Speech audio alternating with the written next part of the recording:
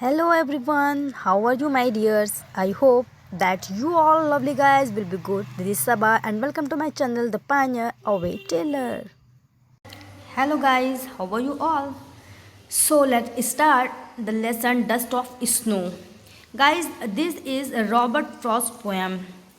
So let's come to know about Robert Frost. Robert Frost was a famous American poet,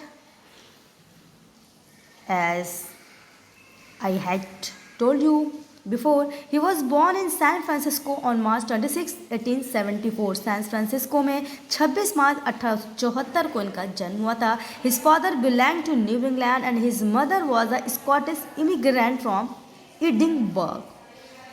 By 1920s, Frost was the most celebrated poet in America. 1920 Ira था वो जिस time में सबसे ज़्यादा celebrated poet माने जाते थे America में रॉबर्ट फ्रॉस्ट. सो इनकी जो ये पोएम है, the poem dust of snow was published in new Hampshire in 1923. This collection earned him the Pulitzer Prize and left the world on January 29, 1963. Boston United state. 29 जनवरी 1963 को इनकी death हो गई थी. और ये जो पोएम थी डस्ट ऑफ स्नो, इसने इनको पुलिट्जर प्राइज़ भी दिलाया था. गाइज ये बहुत ही शॉर्ट पोएम है, बहुत ही छोटी सी पोएम है, बट ये जो पोएम है ये क्या करती है, ये पोएम प्रेजेंट करती है एक ऐसे मोमेंट को that same simple but has a large significance. जो दिखता तो बहुत ही सिंपल है, लेकिन जो उसकी सिग्निफिकेंस होती है वो बहुत ही ज़्यादा लार्ज होती है. It is a highly symbolic poem. ये बहुत ही ज़्यादा सिम्बॉलिक पोएम है. होता क्या है इस पोएम में, वन डे इस फिगर में देख सकते हैं, one day the poet was in depressed mood. एक दिन क्या होता है कि वो बहुत ही डिप्रेस मूड में होते हैं और प्रेजेंट एक उनके साथ प्रेजेंट थिंग होती है. ट्री के नीचे जब वो होते हैं तो क्या होता है, और उनका जो मूड होता है वो पूरी तरह से चेंज हो जाता है. और बाकी जो डे होता है उनका, उस पूरे डे को ये उनके उसी एक मोमेंट ने पूरा कैप्चर कर लिया होता है. So let's start the poem.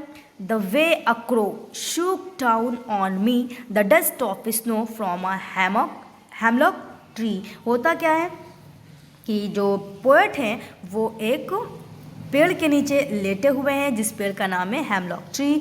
और बहुत ही उनका मूड जो था वो बहुत अच्छा नहीं था, बहुत ही ज़्यादा ख़राब से फिट अपसेट फील हो रहे थे और उसके नीचे लेटे थे. तो सडनली होता क्या है, क्रो जो होता है sitting on the tree shake the tree and the fine particles of snow from the tree fall upon the poet. क्या होता है कि वो जो क्रो होता है वो ला करके पेड़ की डाल पे बैठता है, उसको हिलाता है और उसकी वजह से क्या होता है, जो कुछ स्नो होते हैं पेड़ के ऊपर उसके कुछ पार्टिकल्स जो होते हैं वो पोएट के ऊपर आकर के गिर जाते हैं.